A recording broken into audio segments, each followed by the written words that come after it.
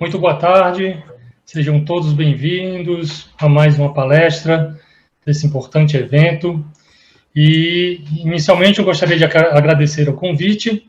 Meu nome é Vandenberg Rocha e irei moderar esta palestra deste horário. Conosco a professora e doutora Márcia Alessandra Brito de Avis. Ela é graduada em Engenharia Agronômica pela Universidade Federal Rural da Amazônia, doutora em Ciências Agrárias pela Universidade Federal Rural da Amazônia, professora adjunta da Universidade Federal Rural da Amazônia, do campus de Tomé-Açu, e coordena dois importantes projetos no setor e na área da pitaia: o projeto de pesquisa Pitaia Tomé-Açu e o projeto de extensão Ciclismo Tomé-Açu. Professora Márcia Azize, muito obrigado por sua participação. A palavra está com você. Olá, boa tarde a todos, tudo bem? Como o Vander me apresentou, tá? Eu sou a professora Márcia, coordeno o projeto de pesquisa Pitaia TA desde 2015. E o que eu vou apresentar aqui para vocês é o nosso trabalho agora de estágio de pós-doutorado que eu estou realizando aqui na Universidade Federal de Lavras, sendo supervisionada pela professora Leila, que foi a moderadora da palestra anterior. E essa pesquisa é uma pesquisa bem atual, né, recente, ela iniciou em 2020, eu ainda não estava aqui, e vou apresentar para vocês, tá? Então, a nossa palestra, ela tem como título Caracterização Morfológica de Mudas de Pitaia. Como eu falei, ela iniciou em 2020, tá? Continua agora em 2021. Creio eu que não vou conseguir coletar todos os dados, né, que será preciso para totalizar essa pesquisa, mas nós já temos alguns dados aí e os resultados estão sendo já sumarizados.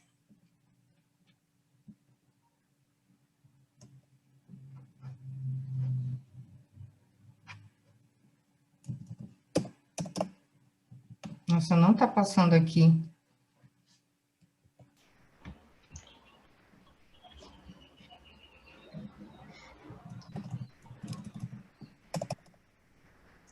Se a senhora quiser interromper e compartilhar novamente, viu? Pode ficar à vontade.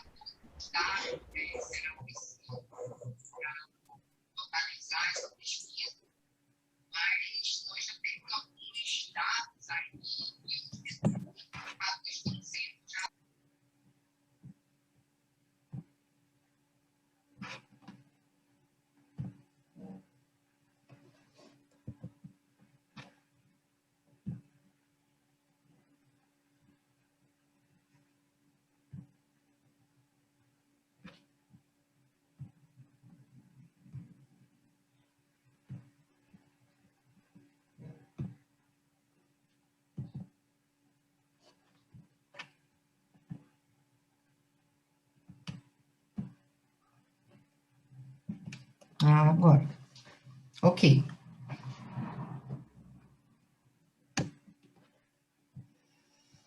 Então, nós vamos falar um pouquinho sobre a pitaia, a questão da apresentação. Acredito que todos já saibam, né, do potencial dessa cactácea. Então, ela é uma fruta bastante promissora, devido ao seu elevado valor biológico, destaque no fruto, no sabor, né? É uma planta que nós podemos observar sistemicamente e pode ser aproveitada como um todo. Ela se adapta aos diferentes tipos climáticos. No próximo slide, nós vamos ver uma lâmina onde esta planta ela está distribuída no Brasil e nos diferentes climas. E nesta pesquisa, né, nós tentamos trabalhar com a caracterização morfológica dos frutos, né, mais comerciais. Então, nós temos, dentro do gênero Ilocereus, nós temos a espécie Ilocereus undatus, polirrhizus e a costarricensis, e nós temos a Seleniocereu megalanthus, que é a pitaia amarela de polpa branca. Então, como nós podemos observar aqui, quando a gente fala de adaptabilidade climática, nós podemos observar a distribuição desta planta de norte a sul do país.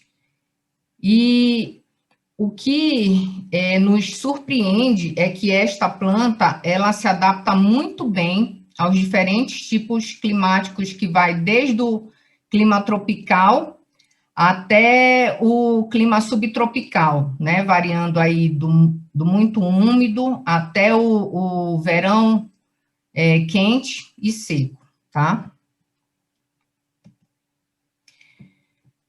O que nos motivou a estudar, a realizar esta pesquisa com relação à caracterização morfológica é que é uma pesquisa que ela vai ser muito útil ao produtor. O produtor que está no campo ainda tem muitas dúvidas, né, de qual espécie que ele está trabalhando, de qual espécie que ele está adquirindo os cladódios. Então, quando a gente conversa com pessoas que estão interessadas em iniciar o cultivo da pitaia, é interessante que eles falam, nossa, mas o cladódio, a estaca é tudo igual, como é que faz para poder diferenciar uma espécie da outra? E esse estudo, ele vai exatamente ampliar esse conhecimento, vai abrir os olhos, né, tanto dos produtores e até de nós, pesquisadores, que estamos no campo já há algum tempo, para que a gente possa fazer a distinção dessas espécies. Então, essa caracterização, ela é fundamental para melhor entendimento da biologia das espécies, tá? Algumas, elas são mais resistentes, são mais precoces do que outras. Vai também viabilizar a exploração da variabilidade genética, né, para futuros estudos aí de programas de melhoramento genético, identificação de genótipos superiores para ações de conservação, e é o meio mais simples e de menor custo na busca de descritores que possibilitem essa caracterização, tá? Através das semelhanças fenotípicas entre estas. Então, o objetivo desse estudo é exatamente fazer a caracterização de mudas de pitaia. Nós conseguimos aí 246 acessos oriundos do Brasil todo, graças aos produtores que foram sensibilizados desde o primeiro encontro que a Abrapitaia realizou aqui na Universidade de Lavras, e fazer avaliações de distinguibilidade, homogeneidade e estabilidade, conhecido como DHE.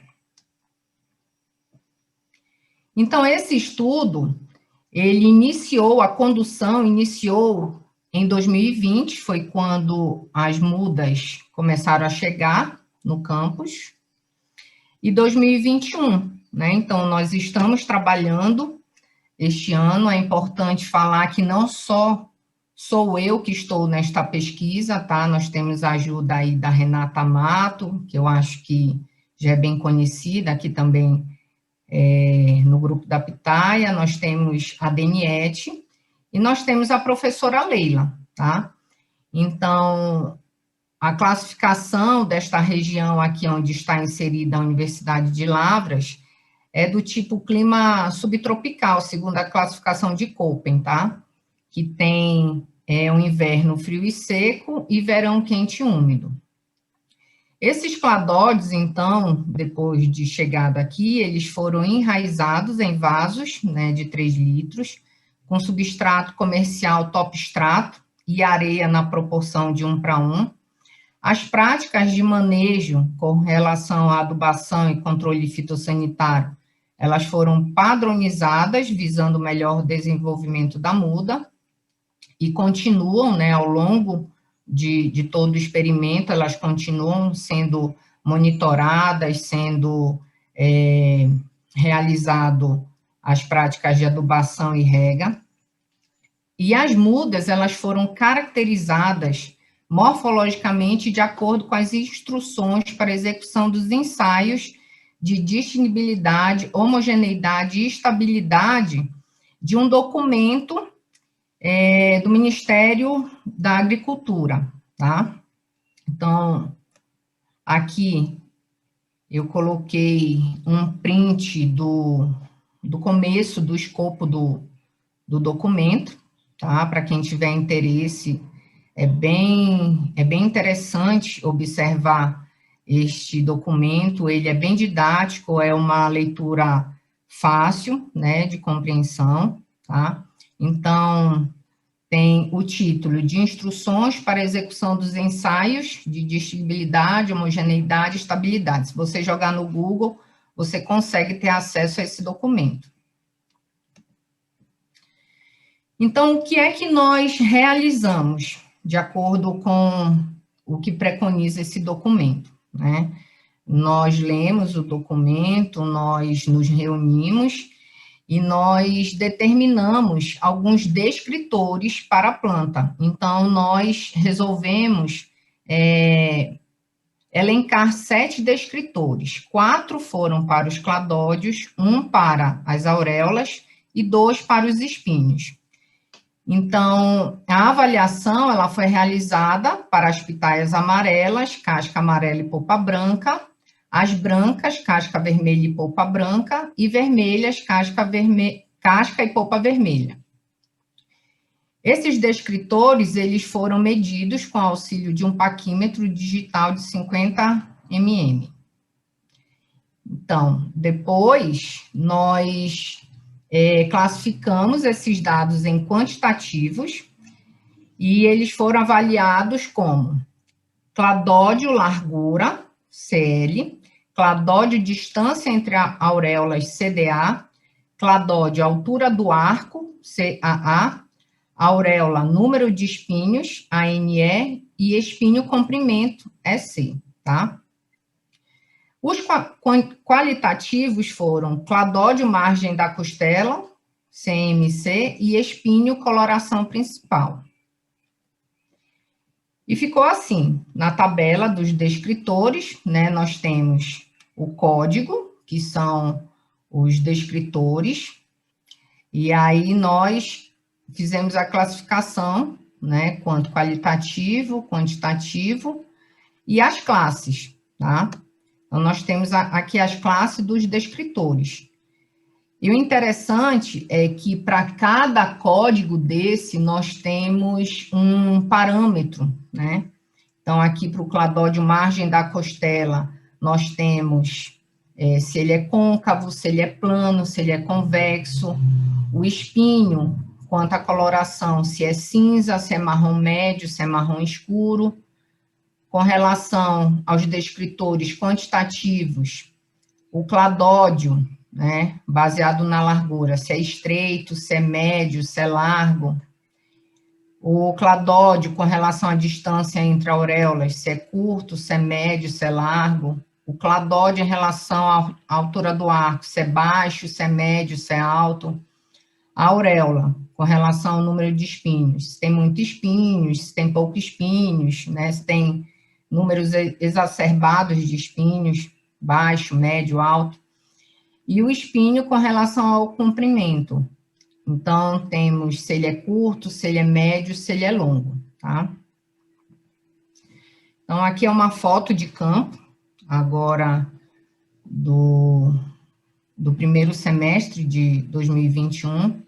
Aqui sou eu, aqui de boné, anotando, né? Aqui é a Renata fazendo a medição com o paquímetro. É um trabalho que ele requer muita atenção, né? É muita precisão, porque dependendo da espécie, nós temos aí espinhos muito pequenos, ou espinhos muito grandes, ou espinhos muito densos, ou espinhos muito finos. E o interessante aqui, quando a gente vê com relação à margem da costela, né? Então, nós temos se é côncavo, se é plano, se é reto. Então, aí a gente vê o quanto de diversificação nós temos para essa caracterização, tá? Então, com relação agora à elaboração da chave dicotômica, né? Então, nós tivemos essa primeira fase da caracterização das espécies, com o levantamento desses descritores.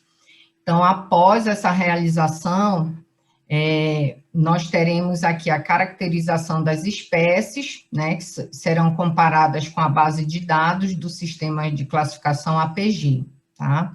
4.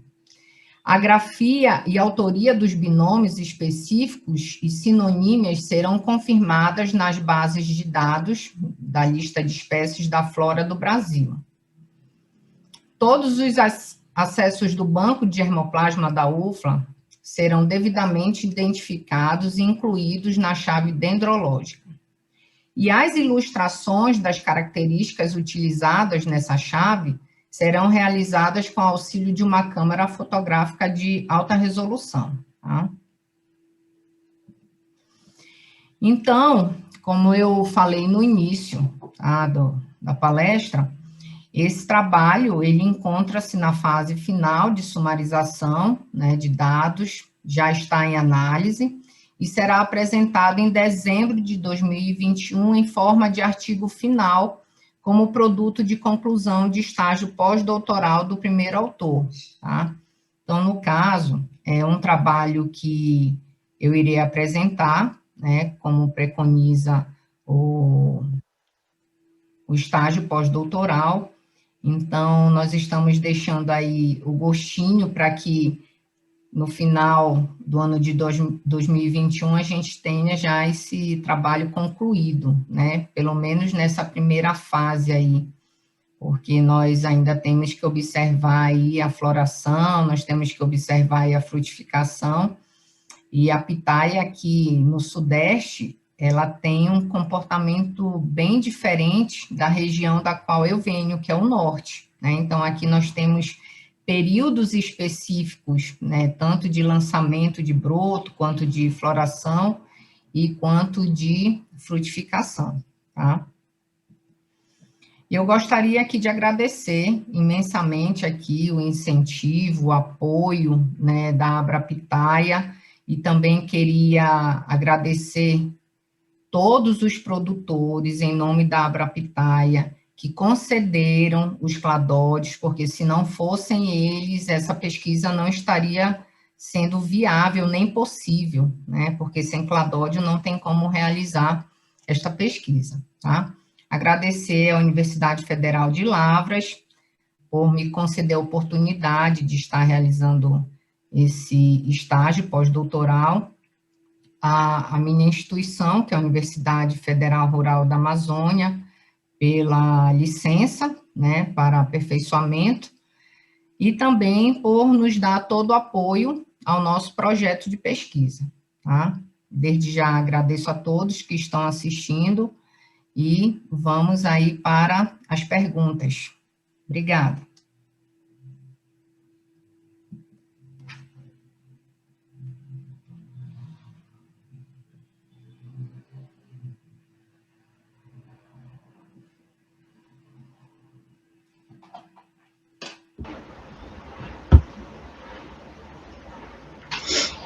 Professora Márcia Viz, parabéns pela palestra. É um tema novo, assim, para a maioria das pessoas, né, que estão conhecendo a pitaia há algum tempo, há bem pouco tempo, como consumidor, como curioso. E nós temos uma pergunta aqui que é de um produtor, né? Ele gostaria de saber, o nome dele é João Paulo, ele gostaria de saber essa importância dessa diferença morfológica, desse seu trabalho para o produtor no campo, né? O que isso vai impactar diretamente, vai impactar na melhora da produtividade, vai impactar na escolha correta do produtor, que cultivo ele vai dar preferência, né, com relação à adaptabilidade dessa planta à região dele. Então, o que é que a gente pode falar aí para o nosso amigo João Paulo? Certo, João Paulo. Então, é como a gente falou no início, né? a gente acredita que as pesquisas elas tenham que ser bem objetivas e aplicadas para o produtor, né? Então, não adianta a gente realizar pesquisas mirabolantes, né, com um tempo que não seja viável e não ser aplicado para o produtor. Então, o que é que vai impactar diretamente para o produtor? Primeiro, a escolha do produtor, né? Eu quero trabalhar com a pitaia vermelha, porque é a pitaia mais precoce, é a mais comercial, é a mais rentável, a que precisa de menos manejo, né? Já, não, eu quero a amarela porque tem um nicho comercial diferenciado, né? Eu prefiro trabalhar a longo prazo, mas ter um produto final diferenciado. Então, isso vai ficar muito a critério do produtor, né? Mas o interessante é que, ao final dessa pesquisa e com os resultados que vão ser adquiridos, é que o produtor tem esse conhecimento. Quando ele comprar um cladódio, quando ele ganhar um cladódio, que ele já consiga ver a diferença morfológica externamente. Opa, essa daqui é uma pitaia vermelha, porque ela tem uma borda côncava, porque ela tem tantos números de espinhos, né? A diferença de auréolas é tanto. Então, ele já vai ter um padrão, ele vai ter parâmetros para poder diferenciar. Porque ainda a gente vê, Wander, ainda a malícia de alguns produtores, né, que é aquele ditado que vem de gato por lebre, né? Às vezes, não, eu quero a vermelha e o cara dá a branca, mas às vezes até pelo desconhecimento mesmo, né, morfológico do cladódio, né? Porque quando a gente está no campo, que a gente olha aquele banco de germoplasma, que a gente vê aquela quantidade de cladódio, até nós que estamos diariamente, que estamos trabalhando já há algum tempo, a gente pode ser levado ao engano, né? Se a gente não tivesse conhecimento. Obrigado, doutora Márcia. O Aldemário Filho, ele elogia a sua apresentação e ele achou bastante interessante a sugestão de pitaias diferentes no mesmo mourão, né? Ele agradece a senhora por essa sugestão. E ele faz uma pergunta que é: por qual motivo as pitaias amarelas possuem a característica de autopolinização e as outras variedades possuem flores autoincompatíveis? Ele quer saber isso com relação à caracterização morfológica? Sim. Então, é bem fácil distinguir essa diferenciação morfológica, né, da amarela. Se ele está fazendo referência da amarela comum, né, que é a Megalanthus, então, essa questão da diferenciação e pela característica intrínseca da espécie, né, devido a ela ser mais tardia, devido a ela ser um pouco mais exigente no manejo, né, são características que são intrínsecas da espécie, né? Se eu comparar morfologicamente uma Polyrhizos de uma Megalanthus, é incomparável, né? Eu digo que, assim, são os extremos de um produtor não ser levado ao erro, né? Então, são características intrínsecas, fisiológicas, né, de cada espécie. Obrigado, doutora. O Charles Wallace, ele faz a seguinte pergunta, com relação ao solo, né? Que solo a pitaia teria preferência? A pitaia precisa de uma terra específica com base na areia ou tem preferência por algum terreno específico como que é utilizado para plantio de coco, por exemplo? Pode ouvir gente preferindo terra com cascalho para o plantio, né? Eu, por exemplo, já vi aqui no Ceará, que é onde eu moro, o plantio de pitaia em solos mais fortes, mais estruturados, né? Não em solos arenosos. Mas qual a sua visão com relação a isso? Então, né, quando a gente pega lá da origem da pitaia, onde os primeiros acessos foram encontrados, né, no alto da montanha, né, foram encontrados lá em ambiente sombreado, e a gente vê, observa, de acordo com o que a gente já tem de resultado na literatura, com o dia a dia da pesquisa, o que a gente consegue observar é que a pitaia, ela se desenvolve melhor em solos drenados, né? Solos que tendem mais ao arenoso, né? E que também sejam bem adubados, né? Tem também relação com o sistema radicular da planta. Então, são várias características que nos levam a cada vez mais, né, confirmar que a pitaia ela se desenvolve bem em solos mais drenados, né, mais arenosos. E ele complementa aqui com uma pergunta, o Charles Wallace, existe algum benefício no uso de pó de rocha para a cultura da pitaia?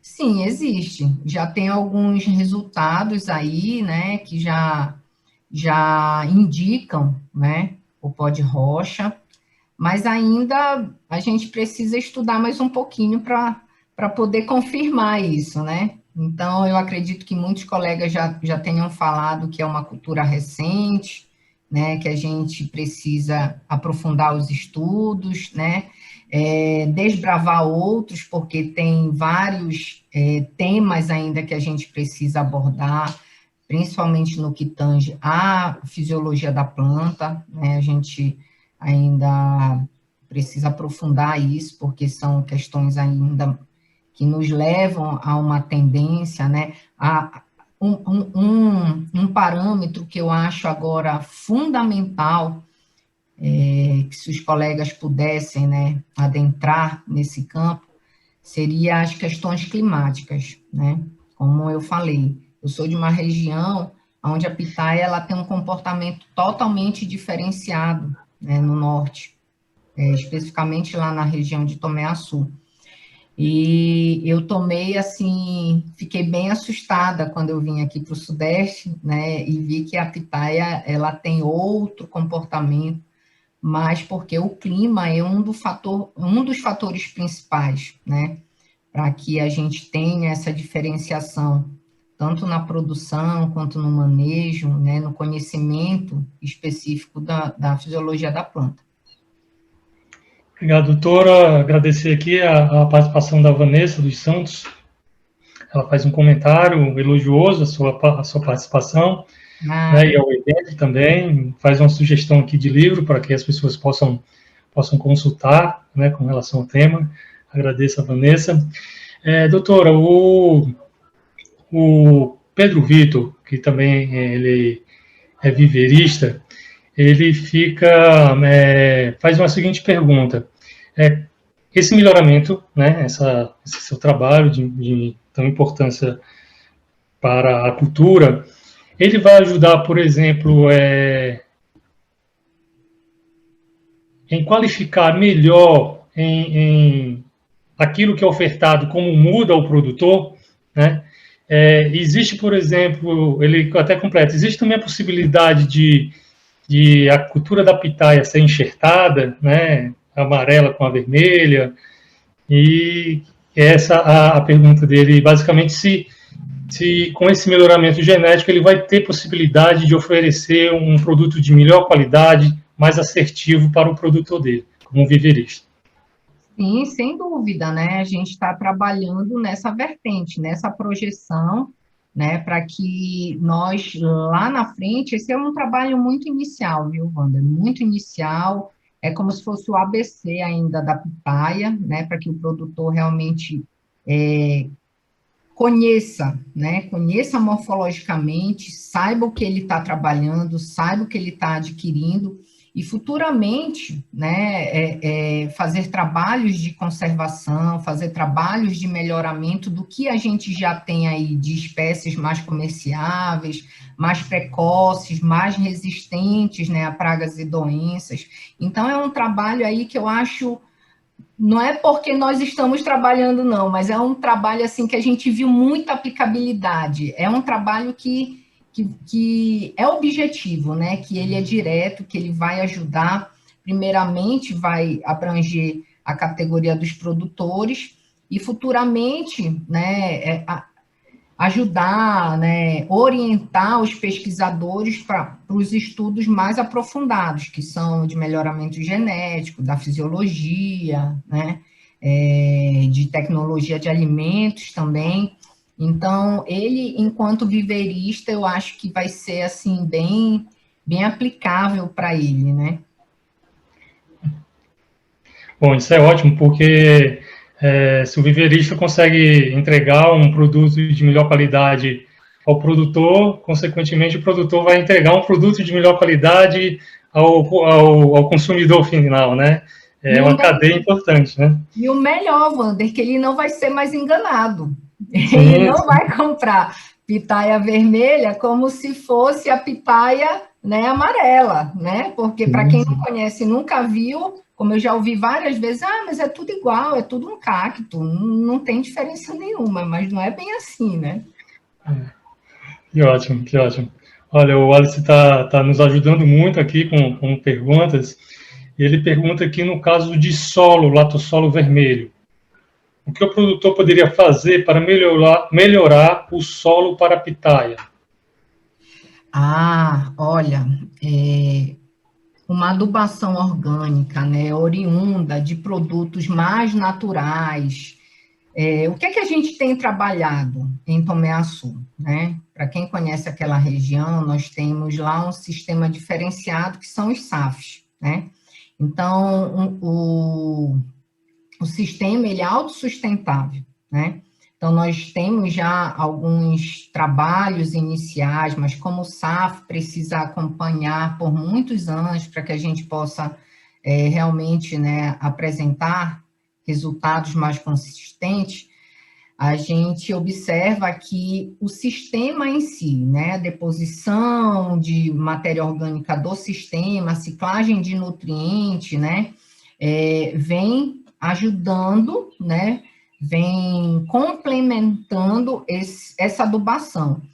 Mas eu oriento o nosso amigo aí, se ele tiver dentro da propriedade dele mesmo, né, para que ele possa trabalhar com compostagem, para que ele possa, né, trabalhar de forma mais sustentável, né, com leguminosas. Eu acredito que o nosso colega Ricardo Martins, ele é um defensor, né, eu acho muito interessante com o que ele trabalha, que são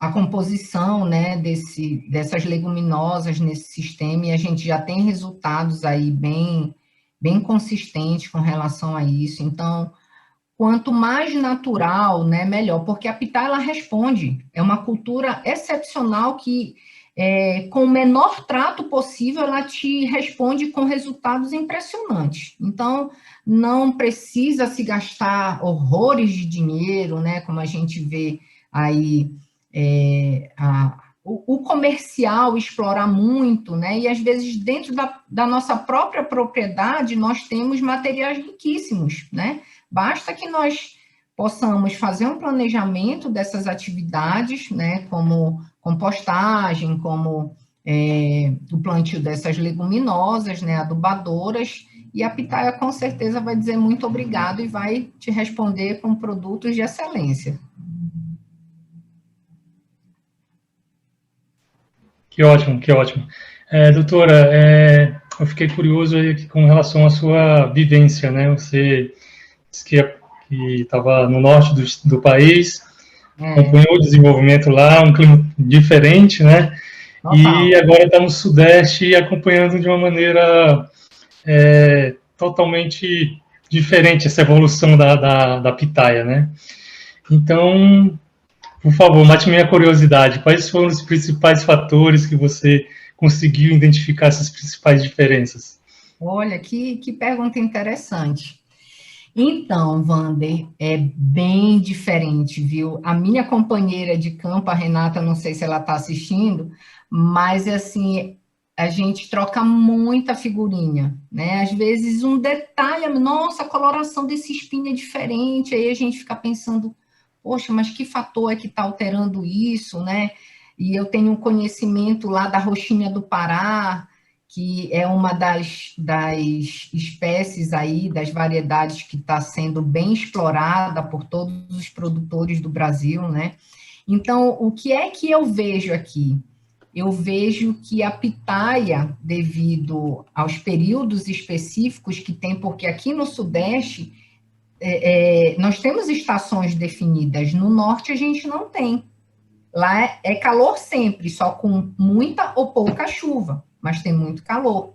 Então, tem muita energia, né, muita disponibilidade solar, isso é um fator que influencia muito, né, no desenvolvimento da pitaia. É por isso que eu digo que trabalhos de fisiologistas são muito interessantes e importantes para que a gente possa responder algumas dessas variedades, enquanto que aqui não tem, né? Então, nós temos um período de frio bem marcante, aqui o clima é mais seco, né? Lá já é úmido. Então, eu percebo bem aqui a diferença do período de lançamento de broto, o período que a pitaia, ela chega até a hibernar, né? Ela para, fisiologicamente ela para, né? Então, nós não observamos nem lançamento de cladódio, ela fica lá, quietinha, né? Então, agora, para o final do ano, por isso que eu digo que eu queria ter mais tempo, né? Agora, para o final do ano, que vai começar a floração, vai começar a frutificação, e no norte não, no norte é assim, nós temos sempre uma curva ascendente e descendente, né? Tanto no primeiro semestre quanto no segundo semestre. Então, nós temos um pequeno intervalo de tempo onde nós não temos safra, mas sempre produz. Se chover um pouquinho, é engraçado que ela vai lá, pum, né? Então, essa diferença do norte para o sudeste, ela é bem diferenciada com relação a esses ciclos fisiológicos da planta. Então, os fatores climáticos, eles influenciam mais do que o solo. Exatamente. Eu tenho, assim, plena convicção disso. Porque são regiões também de solo bem distintos, né? Também. O solo do norte seja bem distinto do solo do sudeste do país. Isso. E lá nós temos essa diferenciação que eu te falei, né? Sempre nos plantios comerciais de Tomé-Açu, nós temos associação com algum componente arbóreo, ou com alguma frutífera diferenciada que não seja pitaia, né? Como o açaí, por exemplo, entendeu? Então, nós temos, né, esses componentes que com certeza alteram, né? Então, aqui já é diferente, o sistema de manejo também é diferenciado. Que interessante, matou quase toda a minha curiosidade. Pode perguntar, se tiver mais minha curiosidade. puder responder. É claro que a gente fica com um pouco de curiosidade ainda para uma próxima live explorar, né? Eu espero que em dezembro a gente possa já ter pelo menos os resultados que a gente, né, se comprometeu a apresentar disponíveis, né? Porque com todo esse contexto de pandemia, a gente está tendo alguma dificuldade também de poder avançar nos dados, né? Porque os estudantes de graduação não estão, então, né, a gente precisa de trabalho humano também para resolver isso. É verdade, verdade. Doutora Márcia Vive, muito obrigado. Eu gostaria que a senhora fizesse suas considerações finais, né? E fico muito obrigado pela oportunidade de escutá-la. Obrigada. Eu só tenho a agradecer, tá? Agradecer a pessoa principal eu acho que deste evento, né, que é um entusiasta, eu vejo que ele é muito entusiasta quando se fala de pitaia, que é o Sebastião, né, da Abrapitaia, todos os parceiros, eu acredito que a cada ano que passa, o evento ele tem ganhado mais solidez, ele tem ganhado mais pesquisadores, mais alunos interessados em estudar a pitaia, e isso é muito bom, porque eu lembro que quando nós iniciamos o projeto, né, lá em Tomé Açu, nossa, foi bem difícil, porque as pessoas não acreditavam, né, que a pitaia seria uma frutífera com tanto potencial aí que tem apresentado, né? Mas eu agradeço, tá? Quero sempre me colocar à disposição aí para poder ajudar, para poder contribuir de alguma forma, tá? Agradecer à Universidade Federal de Lavras, na pessoa da professora Leila, o qual eu estimo muito, né, que tem me dado essa oportunidade de estar sendo supervisionada por ela, né, tem um conhecimento vasto aí na cultura, todos os colegas do grupo de pesquisa, né, e é isso, tá? Quero me deixar aí disponível também, se alguém quiser me procurar aí depois por e-mail, né? Nós também temos uma página no Instagram, tá? Que é Projeto Pesquisa Pitaia TA, se alguém quiser ver, né, conhecer as nossas atividades, está lá, eu sempre procuro ficar postando o que a gente está realizando. E é isso. Obrigada, tá? E bom evento aí para todos. Certo. Doutora, eu acabei de receber uma pergunta aqui. E eu não vou fazer essa indelicadeza com o nosso telespectador, o nosso ouvinte, né? É do Alisson Leitão. Ele pergunta aqui a selação a tamanho da muda. Qual o código mais indicado? Se o mais novo ou o mais velho? Seleção, né? No caso da seleção, o tamanho da muda. Tá, mas aí ele faz referência dessa muda extraída da planta-mãe ou não? Ele só põe isso? Ele diz, com relação à seleção do tamanho da muda, qual cadótio mais indicado? Se os mais Qual novos ou os mais quadróide mais velhos? indicado, né? Que saber aí o tamanho, se é mais interessante os brotos ou o cadóide de 1 ano, 2 anos, mais maduro, com mais reserva. Tá. Então, quando a gente faz a extração desse cladódio, né, da planta-mãe, se for no caso, a gente indica, orienta que sejam cladódios, né, da ponta, né, por ter maior reserva de carboidrato e tudo. E a literatura, ela preconiza um tamanho aí de 30 a 50 centímetros, tá? Mas também a gente tem aí a propagação, né, vegetativa por semente, mas que não é o objetivo do produtor por causa do tempo. Obrigado, doutor, muito obrigado. Eu gostaria muito de agradecer a senhora pela excelente palestra, pela oportunidade que nós tivemos de acompanhá-la nesse tema 8, caracterização morfológica de mudas de pitaia, especialmente as pessoas que nos acompanham ao vivo nesse momento, né?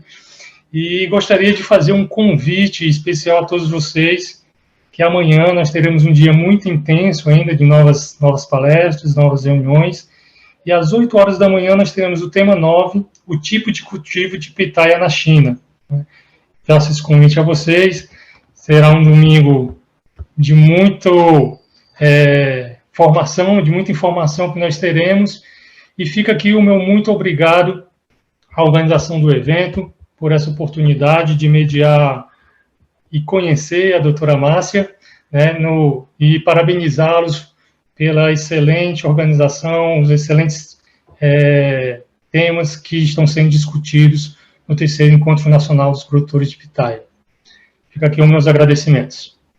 Obrigada. Isso, muito obrigado. Excelente apresentação, com muitas informações, com um projeto excelente e essencial, né, de grande importância e relevância aí para o futuro da pitaia no Brasil. E então agradeço a vocês, agradeço o Wander também pela moderação. E então, pessoal, amanhã a gente inicia às 8 horas, tá certo? Como o Wander já falou, né? com o tipo de cultivo de pitaia na China. Então, nosso amigo pesquisador chinês, de uma empresa de 350 hectares de pitaia lá na China.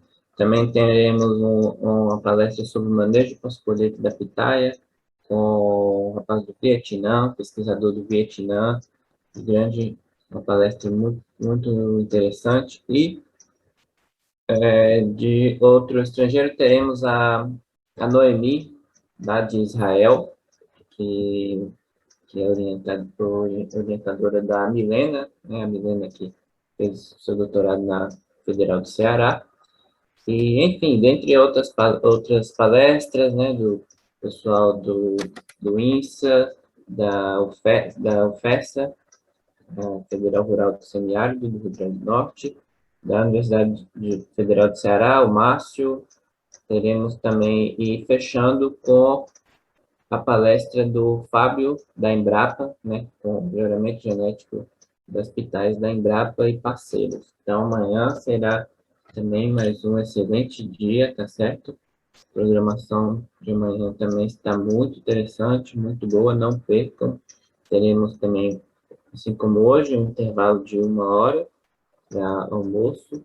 Então, muito obrigado aí pela audiência de todos e conto com vocês amanhã às 8 da manhã, tá bom? Então, bom descanso a todos, um abraço, até amanhã.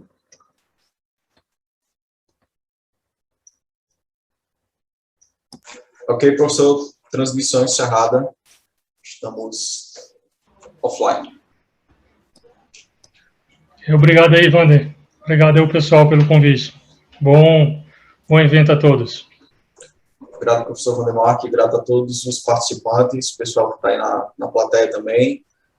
Agradeço aos tradutores e até amanhã. Lembrando também, pessoal, que deixei o link para acessar o grupo, tá certo? O grupo sobre pitaia, da Pitaia. Tá aí o link aí no chat para vocês. E também, né, não esqueçam tem o aplicativo da Pitaia, Universo da Pitaia, procurem aí na sua loja de aplicativos, no Play Store, ou depende, né, do celular. Daí vocês procuram o Universo da Pitaia, baixem o aplicativo, tem interessantes conteúdos, tá bom?